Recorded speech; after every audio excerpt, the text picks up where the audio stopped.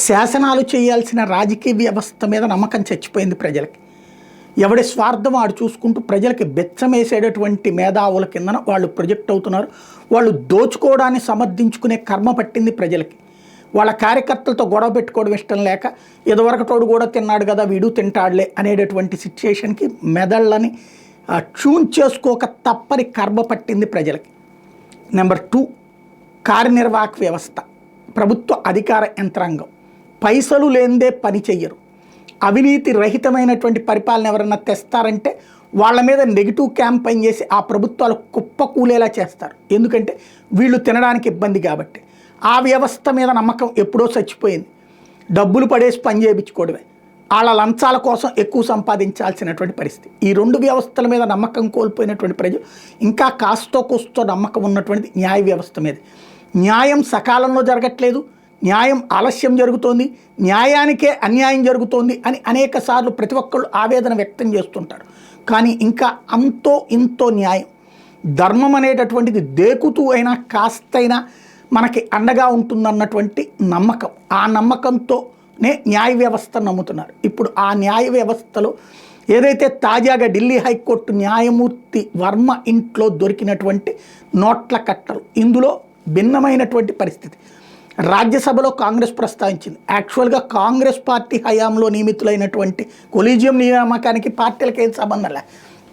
But అప్పట్లో కాంగ్రెస్ హయాంలోనే తను నియమితుడయ్యాడు వర్మ, కొలీజియమే నియమించినటువంటిది. కాబట్టి ఇందులో పార్టీల ప్రమేయం ఏమీ ఉండదు.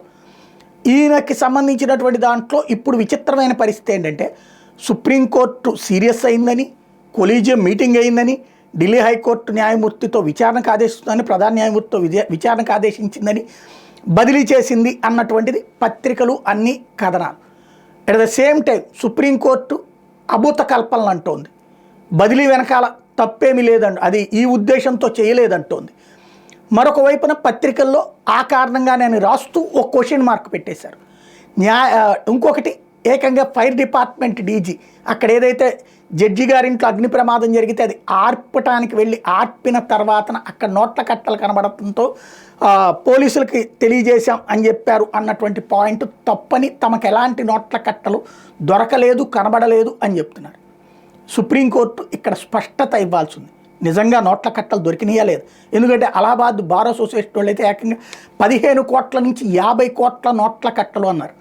ప్రజల్లో వచ్చే ఒక కసి ఏంటంటే 100 రూపాయల లంచం తీసుకున్నాడని ఏసీబీ కేసులో అరెస్ట్ చేస్తే నెలల తరబడి జైలు, ఆ బెయిల్ కూడా ఇవ్వరు. ఆ తర్వాత విడుదలయ్యాక కూడా వాళ్ళని జీవితకాలం పాటు శిక్షలు కోర్టుల చుట్టూ తిప్పుతారు. ఆ తర్వాత కూడా వాళ్ళకి పనిష్మెంట్స్ వేస్తారు, శిక్షిస్తారు. ఇన్ని కోట్ల రూపాయలు ఉన్నటువంటి వాళ్ళది ఏంటి అన్నటువంటి పాయింట్ని ఇప్పుడు రైజ్ చేస్తున్నారు. అంటే అవినీతి పరులు రెచ్చిపోయి మాట్లాడతారు. ఇదే సందర్భంలో ఏది నిజం అన్నది కనుక వేగంగా సుప్రీంకోర్టు కనుక స్పష్టత ఇవ్వకపోతే, నోట్లు నిజంగా దొరికినాయి అని చెప్పండి, దొరకలేదని సుప్రీంకోర్టు చెప్పాలి, మధ్యలో ఎవరెవరో చెప్పడం కాదు. అదే సందర్భంలో ఆయన బదిలీ వెనకాల ఉన్నటువంటిది ఆ నోట్ల వ్యవహారమా లేదా మరేదైనా ఉందా, అది నిజం చెప్పాలి. లేదంటే కనుక అక్కడ ప్రజల్లో పూర్తిగా ఆ న్యాయమూర్తి పట్ల అపనమ్మకం ఏర్పడుతుంది. అది ఇక తీర్చలేం. అలాగే న్యాయ వ్యవస్థ మొత్తం మీద అపనమ్మకం ఏర్పడుతుంది. అది ఇక ఆ తర్వాత ప్రతి తీర్పుని కూడా జనం అదే దృష్టితో ఆలోచించడం ప్రారంభిస్తారు. కాబట్టి ఇప్పుడు సుప్రీంకోర్టు వేసే అడుగు చాలా కీలకమైనది, సున్నితమైన స్థానంలో, సున్నితమైన సమయంలో ఉంది. వేగంగా అడుగులు వేయాల్సిన అవసరం ఉంది.